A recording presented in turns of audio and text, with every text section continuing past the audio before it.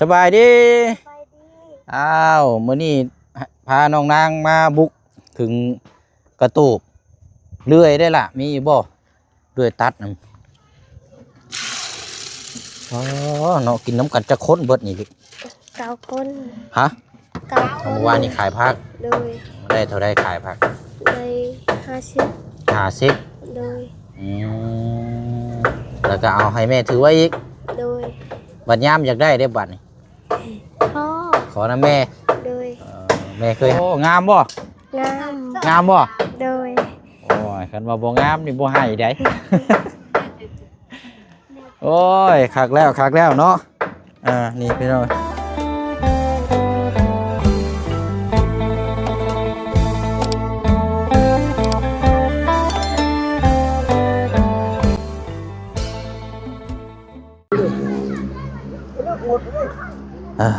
เอาพี่น้องเนาะทางพอน้องเปียวนี่สังเกตเห็นทางพอตู้เนาะดูว่าทาง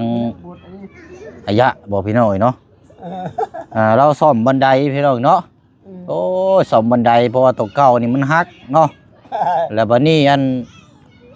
เอาตัวนี้ออกมาแล้วเอาตัวไม้ใส่เนาะโอ้ตัดตัวนี้ใช้เพื่อนนี้อีกโดยพอดีแล้วนี่ตัดนี่โดยเอาสบายดีเด้อประตูเด้อจ้าโดยใส่เฮือนเจ้าอยู่ไสนะอันนี้เฮือนลูกหลานบ่หลังนี่นะ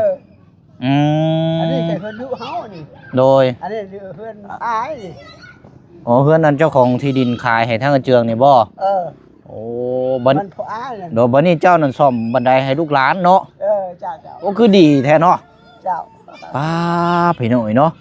เขาก็อยู่น้ำลูกเท่านี้ดูน้ำลูกน้ำเต้าแล้วก็ซ่อมแซมบันดอกบันไดให้น้ำอีกเนาะโอ้ดีทางประตูเราเนาะพี่น้องเนาะเอากับทักทายสบายดีและสวัสดีพ่อแม่พี่น้องเบิร์ดสุคนเด้อพี่น้องเนาะพบเจอกันอีกคือเก่าคือเดิมพี่น้องเนาะกับพ่อน้องเปียวพี่น้องเนาะคลิปนี้พอดีว่าเห็นทางประตูเราพี่น้องซ่อมแซมบันดอกบันไดเนาะเห็นแล้วก็โอ้คิดเห็นภาพเก่าแต่ทางพ่อแม่เขาเนาะพี่น้องเนาะอยู่ให้อยู่หน้าซ่อมบันดอกบันไดคือเห็นภาพเก่าความดังเนาะวันนี้ก็ได้แวะมาถ่ายทำให้พี่ให้น้องเบิ่งน้ำกันเนาะพี่น้องเนาะและพอดีทางพ่อน้องเปียวมีถุงยังชีพเนาะแล้วก็เป็นผ้าห่มผ้าแพรที่ได้จัดกาเกียมขึ้นมาเพื่อไปแจกจ่ายเนาะพอดีเห็นทางประตูเนี่ยก็จะให้เราต้องจักสุดหนึ่งเนาะพี่น้องเนาะแต่ว่าคนอื่นถามที่มาที่ไปก่อนวันนี้พี่น้องเนาะเอาก็จะนำจัดถุงยังชีพจากทางพอหงคำอยู่ทางต่างประเทศเนาะพี่น้องเนาะให้ทางประตูเราเปิดน้ำกันก่อนเนาะทางนี้โอ้ยผู้ประตูอายุเท่าไรแล้วโอ้ก็หลายปีเลยหลายปีแล้วหลายปีเลยวังปอง68เขาเป็นปองศาลนี่เขาอายุชาวหาเป็นกองหลอนแล้วบ่ตอนนี้อายุเท่าไรแล้วตอนนี้นะอันนี้ก็ได้แล้วก็85คนแล้ว85 ปีแล้วโอ้โธ่หน่อยเนาะโคตรดีเนาะนี่เนาะ68ก็อายุชาวหาเด้68โดยเป็นกองหลอนแล้วเป็นกองหลอนเนาะอ๋ออดีตเป็นทหารเก่าบ่นี่แต่ก่อนนี่เจ้าเป็นทหารหมู่บ้านบ่เจ้าอ๋อเดี๋ยวนี้เกษียณแล้วบ่ได้เป็นเดี๋ยวนี้เนาะผักพอนแล้วก็เฒ่าเลยเด้เฒ่าเลยเนาะพายปืนบ่ได้แล้วระบบตู้เนาะมันหนักเนาะไม่ยังฝนตกบ่นี่มีจะพ่นแล้วดิเอาแล้วสร้างว่าแท้นี่พี่น้อยเนาะพาฝนตกบ่ได้แห้งพ่นนี่เครียดไปลงเด้โดยทางกันน้องซื้อนางนั่นหลานเจ้าบ่พวกนั้นน่ะโอ้ใช่เราอยู่เฮือนอยู่บ่อยู่เฮือนนี่แหละเอาพอดีว่าทางนางคนนี้ก็หาหน่อไม้มาขายพี่น้อยเนาะเอาหน้าเฮาก็ได้สูตรเบื้องต้นอยู่เนาะเอาเดี๋ยวถามพูดคุยน้ำกันก่อนบัดนี้สิม่างบ่บัดนี้ประตูตัดตัวนี้เด้ตัดบ่ตัดก็ใช้ดีตอนแรกสิเฮ็ดบันไดถึงเที่ยวขึ้นอันซานนี่เนาะคุณเลื่อยบ่มีอันนี้เนาะเลื่อยเจืองได้บ่มีบ่สบายดีทางน้อง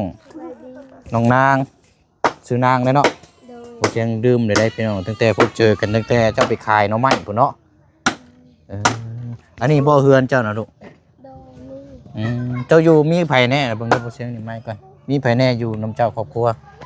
แม่ทั้งพ่อทั้งอ้ายน้อง อยู่นํกันจักคนเฮือนหลังนี่นะ 7 คน 7คนบ่นี่นะ โดย โอ้อันประตูกับอันซ่อมบันไดให้เนาะ โดย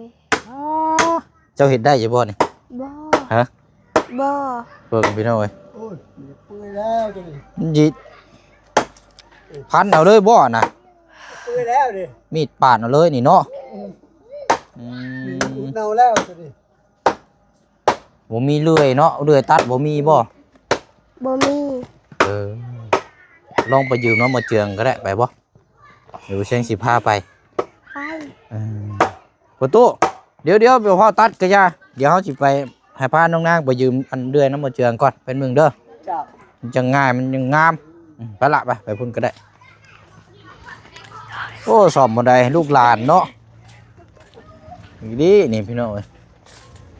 จะว่าบ่มีใช่บ่จักจะว่ามันบ่จักเนาะเดือยกันช่วงนี้บ่ได้ไปหาหน่อไม้มาขายบ่ลูก บ่พักพร พักพร โดย แต่ว่ายังมีอยู่บ่หน่อไม้ช่วงนี้กะ ยังมี ฮะ ยังมี ยังมีอยู่บ่ โดย แต่ว่ามื้อนี้บ่ได้ไปบ่ โดย ยังพอได้หาพอได้อยู่ได้กินอยู่เนาะขายกันหน่อไม้ถุงละ10,000ได้เนาะเพิ่นขาย ทุง5,000 ถุง5,000บ่ โดย เอาลดราคาเลยตะกี้คือ10,000มันบ่มีคนซื้อบ่ โดย เออบ างทีก็เอาเมื่อ ได้ครับเอาเลาะขายแต่บ่มีคนซื้อเอาเมื่อมากินบัดนี้เนาะ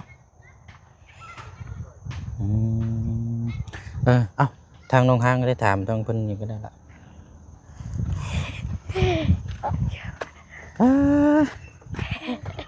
สบายดี ไปดี อ้าวมื้อนี้พาน้องนางมาบุกถึงกระตูบเลื่อยได้ล่ะมีอยู่บ่เลื่อยตัดน่ะ กันเนื้อ ถามเราอยู่ กันเนื้อกัน มีบ่ เหลือง เดี๋ยวเจืองคุยเวียกอยู่พี่น้อง เด้ ยังตัดได้อยู่บ่นี่ยืมก่อนเด้อเอาไว้ล่ะไปเอาไปให้ประตูตัดเดี๋ยวเจ้าสิตัด เดี๋ยวมาคืนเด้อ เฮ้ยไฟโต้พันต่ำอยู่โอ้ยเนาะ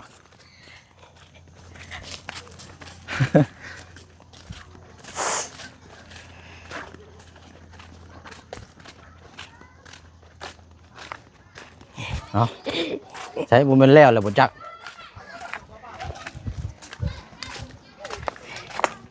แล้วเหรอบ่เขาบ่ได้อันบ่ ช่วยหน่อยกันเก็ดใช้เรียบร้อยเลย ตัดแล้ว โอ้เอ้า ไม้มันจะเปื่อยแล้วนะ หอยมันสิดีอยู่บ่ซะนี่ ขอบใจแล้ว เอาบ่ได้ตัดบ่ประตู ยาแล้ว ว้าวเลยเนาะ เจ้า อ้าวเอาซะเบิ่งเอามาพี่ก็ได้ล่ะเดี๋ยวไปคืนน้องเพิ่นบัดนี้เช็ดทางขึ้นไปนี้บัดนี้เนาะ โดย เจ้านึ่งข้าวแล้วบ่มื้อนี้ ยัง ยังอยู่บ่ โดย อ๋อหรือว่าอันกำลังจู้ไผ่นึ่งข้าวบ่ โดย มันยังมันบ่ฮักบ่นี่ขึ้นไปนี่ บูฮู ไม้มันเปื่อยแล้วไม้ บ่เสียงขึ้นไปเบิ่งได้บ่นี่ ได้ อันบอกให้ทางน้องๆเจ้าลงไปเพื่อนพุ่นกันนั่นล่ะไป ใช่งวดเสียง เพราะว่าถ่าย ใช่ มุมกล้องนิดหน่อยหลาย ใช่ อันนี้ จะ พี่น้อง แช่งนะแต่แช่งนะแต่ ให้ทางน้องๆให้น้องเจ้าลงมาพี่ก็ได้แม่นบ่น้องเจ้าบ่2คนนี่ โดย เอาให้เพิ่นลงไปเล่นพุ่นก่อนก็ได้สิหนึ่งเข้าเจ้าหนึ่งเข้าเป็นบ่ เป็น แม่นอยู่บ่นี่หนึ่งแต่เฮิงแล้วบ่หนึ่งเข้า โดยติดโดนแล้ว ก็ว่าบ่เสียงเห็นเจ้าตำเข่าเลยมื้อน่ะเนาะ โดย เจ้าตำเข่าบ่ โดย โอ้เก่งแท้นี่จักปีแล้วก็เจ้านั่นล่ะ บูฮู ฮอดบ่13 ปี บูฮู สูงเนาะส่วนสิเพียงบ่เสียงเลยพี่น้องประมาณ13 ปีเจ้านี่เนาะเอาเรือนี่เอาไว้นี่ก่อนก็ได้ซะเนาะนี่จังน้อยอันเนี่ยบัดบ่เสียงลืมมันเนี่ยเจ้าสิหนึ่งเข้าบ่ โดย เอาเดี๋ยวบ่เสียงเบิ่งน้ำหน่อยเด้อได้บ่ ได้ ไปเบิ่งก่อนพี่น้องเอ้ย จันทร์ อ๋อเนาะโอ้ยโทษเด้อมันบ่ฮักบ่นี่มันคือเซแท้นี่บ่ล่ะ โอ้โอ้โอ้ เกิดไก่ อันนี้เป็นซ่านนี่เนาะบ่ได้ติดกับเพื่อนใหญ่ใช้เข่ามาอยู่ใช้นั่นล่ะเอาโอ้โหเสียวได้บาดนี่เนาะใช้เข่าเจ้าอยู่ใช้ อยู่พุ่น เอามาซื้อใส่นี่บ่บัดนี้นะ โดย เอาเฮ็ดโลละ1เฮ็ดปกติแล้วอ่ะ dạ có ăn gỡ đà โอ้ยยันติมันหักเท่านั้นแหละนี่พี่น้องเนาะโอ้อันนี้เข่าให้บ่คือเข่าหยังล่ะ เขาให้ เข่าให้บ่ โดย เอ้ามีดมันคือเข่าแท้นี่แตกต่างกันเนาะเอาเจ้าเฮ็ดแล้วล่ะเฮ็ดปกติแล้วเฮ็ดคือเจ้าเฮ็ดปกตินั่นเข่าลงน้ำมันน่ะหนึ่งกระดาษ โอ้เนาะทางนี้ทางอายะเนาะ dạ nó hết đà บ่เห็นหงโอ้ยอันให้ลูกหลานเฮ็ดนะอยู่นึกกินช้าบ่ยะผมไปนั่งพุ่นก็ได้เด้อให้ทั้งน้องนางเฮ็ดก็ได้บ่เห็นหงแล้วเนาะเข้าแล้วมาเป็นหนึ่งมาเห็นนี่ล่ะ มันเป็นหยังให้ลูกหลานหั่นละหนึ่งอ๋อเนาะกินน้ำกันจะค้นเบิดนี่ดิ cao con ฮะ cao con เก่าค้นเนาะ đôi ไรพ่อแม่มันเฮ็ด dạ đau เอาอันนั้นเอาอันนี้นึ่งเข่าอยู่นี่เนาะเออ เฮ็ดเจ้าลูกเอ้ย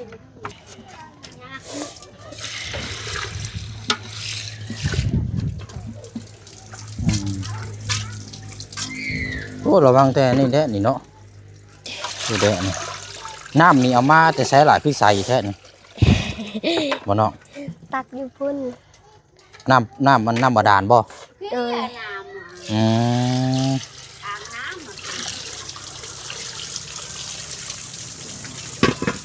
โอ้ขี้เหงื่อได้หันขี้แกบ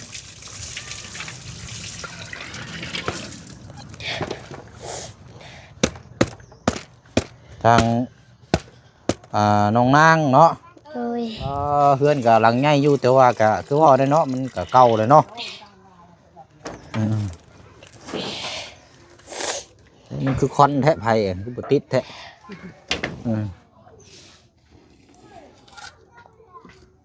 หาแนวมาปิดนั่นล่ะหามันเทิงกี่พุ่นมันสิเข้าบ่มีบ่เพื่อนแล้วก็โล่งแท้นี่เนาะโอ้หน่อไม้แพงอยู่โอ้มีแต่ล้อบ่นี่เนาะ rồi มื้ออื่นไปหาหน่อไม้อยู่บ่มื้ออื่น bay ปกตินี่เจ้าไปซุมื้อได้บ่ rồi มีมื้อนี้บ่หยุดนะ rồi ขายมื้อหนึงฮะอันหน่อไม้นี่ไล่เท่าไหร่ลูกซาแต่เก่านะ đây thì sao ha ต่อมื้อบ่ rồi อันนี้คือหาหน่อไม้อยู่ในป่าในดงหาเงินใช้เองแมันบ่หรือว่าหาให้ทางพ่อแม่ hai mẹ vay หาเองแล้วก็เจ้าให้แม่เก็บไว้ rồi ก็คือดีแท้เลยเนาะเอาคือบ่เอาไว้ส่วนตัวใช้นี่ล่ะ bó hai mẹ เอาบาทนึงเทื่อเจ้าอยากใช้จังซี่ได้ซั่นอยากได้เจ้าไปเอาน้ำแม่ซั่นบ่ rồi อืม cho ăn trà ไม่ยังระยะ mà có bốc กินดุ โอ้ยหมักกระบกเห็นแต่ใส่กับหนูเท่านั้นแล้วนี่เนาะ กับหนูวายเท่านั้นแหละนี่หมักกระบกเด้ เอาไว้โลดไม่ตู้เอาไว้โลดโอ้ยเนาะ เยอะมา เอาไว้ขายเนาะ ก็ควงในเว้ย หมักกระบกเจ้าบ่พาใช่นี่นะ mực bốc non อันนี้อันนั่งแล้วก่อนก็ได้แหละอันว่าอันสิขายใช่บ่ rồi ขายแนวได้นี่นะ lô sim ha โล15 rồi มันขายให้เวียดบ่หรือว่าขายให้คนลาว khai viết เวียดสั่งไว้ซั่นบ่ rồi โอ้โล15เพื่อสิได้โลนึงก็บ่แม่นน้อยๆเด้นี่เนาะบักละลายเพื่อผ้าเพื่อยังถึกมืออีกพอแห้งได้นี่ผ้ามันกระบกนี่ก็ น่ะ ถึงมือนิ้วขาดอีกซวยอีกเนาะ อยากกินเจอเอากินน่ะกินม้วนน่ะ กินม่วนบ่กินม่วนแล้วกินอิ่มแล้วยา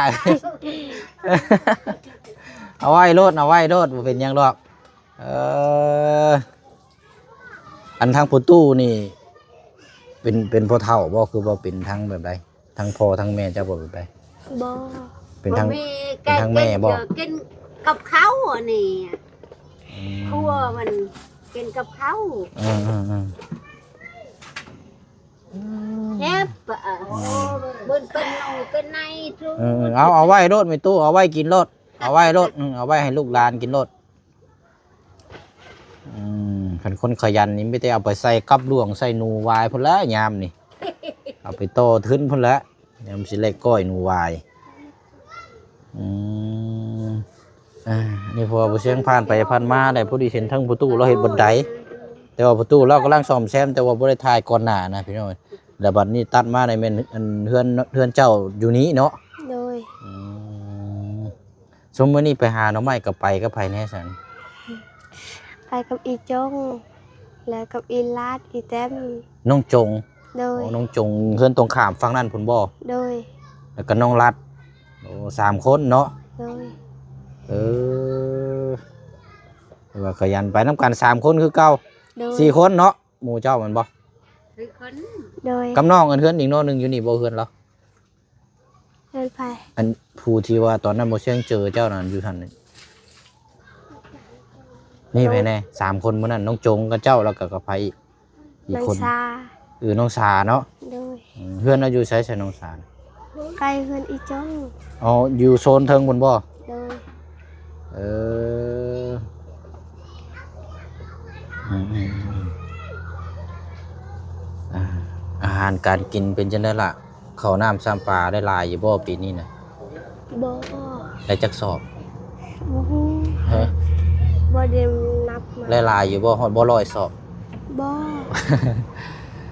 เออ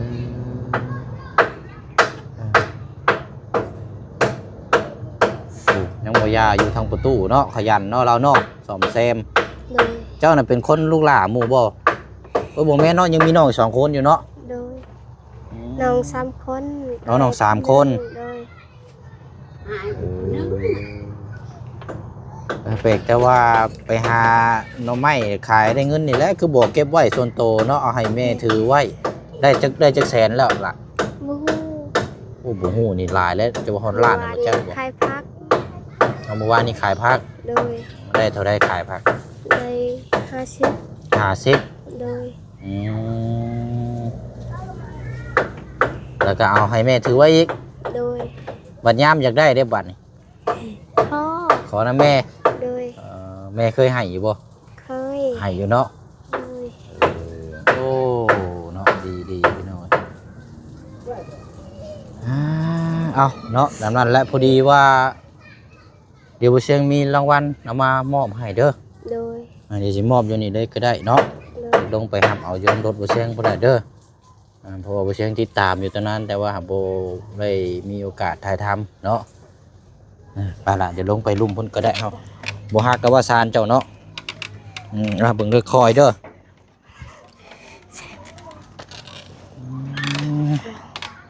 บรรยากาศก็ครึมๆเนาะ โดย บ่ค่อยมีแลดพี่น้องมีครึมๆแน่จักหน่อยโอ้ยเบิ่งก่อนเนาะจักโมงแล้วตอนนี้ วันเวลานี่เท่าไหร่เด้นี่เนาะ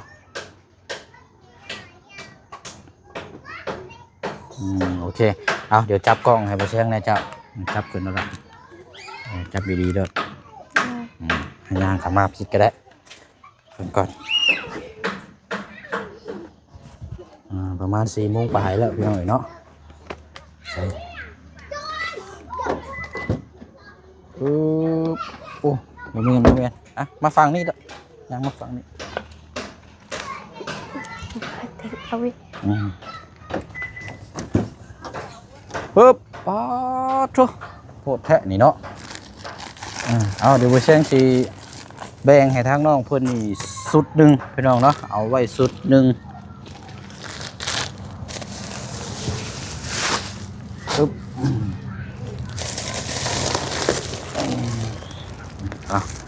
แม่นอึมทึมเลย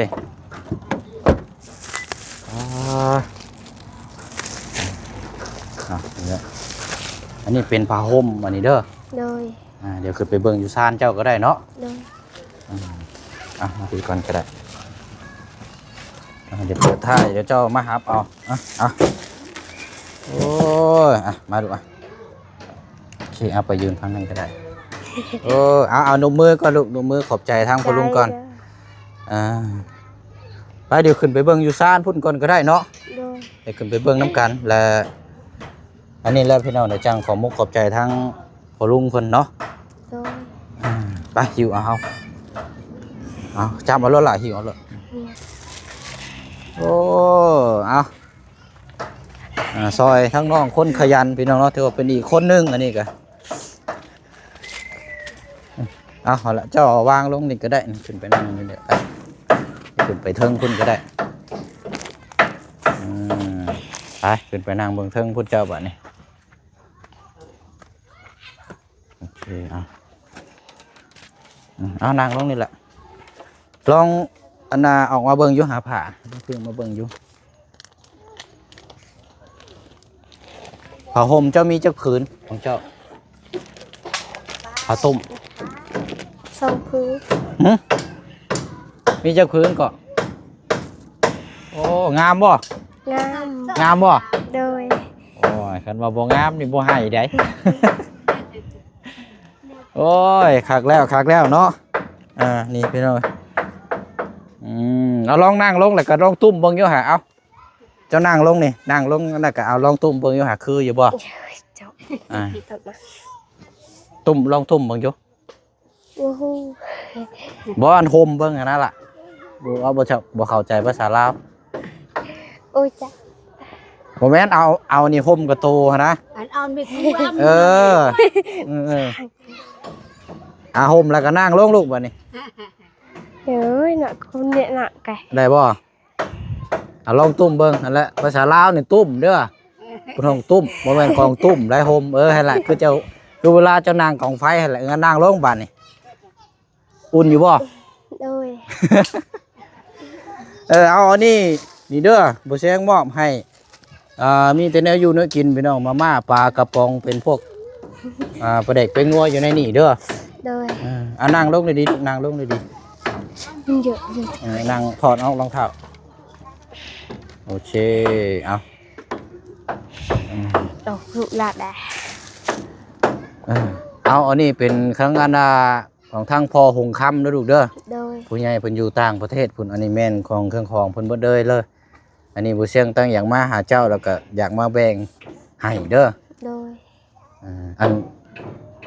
ว่าคือตอนเจ้าว่าก็ผู้เสียงตอนนั้นนะขอมุกขอบใจอันอวยพรให้เพิ่นนะ ลืมแล้ว เอาว่าตามผู้เสียงก็ได้นมมือขอบใจทั้งพอหงคำเด้อ ขอบใจทั้งพวงทั้งคำ ขอให้อยู่ดีมีแห้ง ขอให้อยู่ดีไม่แห้ง ให้ร่ำให้รวย ให้ร่ำให้รวย จับหยังบายหยัง กับยังวายา ขอให้เป็นเงินเป็นค ขอให้เป็นเงินเป็นข้าว ำโชคมาร่ำรวย โชคมันร่ำรวย ตลอดปี ตลอดปี และตลอดไป และตลอดไป สาธุเด้อ สาธุเด้อ เอาอะไรเอาเก็บไว้บัดนี้ล่ะเด้อ โดย เอาดีใจน้ำเนาะยิ้มละบัดนี้พี่น้อง โอเคเอาสบายดียกมือสบายดีก่อนโอเคเอาอันไม้มาให้บ่เสียงหน่อยเอาถือว่าบ่เป็นครอบครัวแต่ว่าบ่เสียงติดตามเป็นเคสหรือว่าเป็นคนเนาะหรือว่าเป็นข้างน้องน้องนางอันนี้พี่น้องเนาะก่อนหน้าอันนี้แกพุ่นแหละพี่น้องนานเติบแล้วเนาะบ่เสียงได้นำถุงยังชีพจากทางเอ้ยจะดีเนาะครอบครัวสีเชียงใหม่ให้ทางน้องๆเพิ่นอันนี้ก็ติดตามมาเบิ่งบ้านเรือนซ่านก็ได้นำเป็นถุงยังชีพจากทางพอหงคำนี่แหละให้ทางน้องเพิ่นสุดหนึ่งเนาะพี่น้องเนาะเพราะว่ายังบ่เชียงติดตามเบิ่งนานก็เห็นทางน้องเพิ่นมื้อนั้นก็ตำข้าวแล้วก็นึ่งข้าวนึ่งน้ำหาน้ำมงน้ำไม้หาแนวอยู่นกินมาค้าขายนะพี่น้องก็ได้ติดตามทางน้องเพิ่นแล้วก็เอาถือโอกาสมื้อนี้ทางถุงยังชีพจากทางพอหงคำก็ได้แบ่งให้ทางน้องเพิ่นเนาะพอได้อยู่ได้กินเนาะพี่น้องเนาะเรื่อยบ่ได้ใช้ซ้ำพี่น้องเดี๋ยวมาขึ้นทางอาเจืองก่อนเนาะไปเนาะคลิปนี้ก็สิได้ขอตัวล่ำลาไปอีกคือเก่าคือเดิมเด้อเนาะถือว่าเป็นเคสแรกที่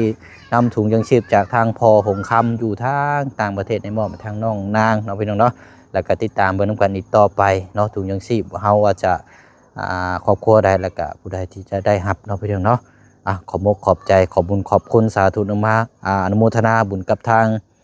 พระองค์คำและพร้อมครอบครัวเด้อเนาะอยู่ทางต่างประเทศเนาะขอให้พออยู่ดีมีแห้งสุขกายสบายใจความคิดไม่ได้ความไข่ยาสุมีเนาะคิดหยังทำหยังก็ขอให้ประสบความสำเร็จเวียกงานการสร้างธุรกิจก็ขอให้ประสบความสำเร็จขอให้ราบรื่นโชคมันร่ำรวยตลอดปีและตลอดไปเด้อเนาะบ๊ายบายเด้อพี่น้องเด้อพบเจอกันในคลิปหน้าบัดนี้เนาะสบายดี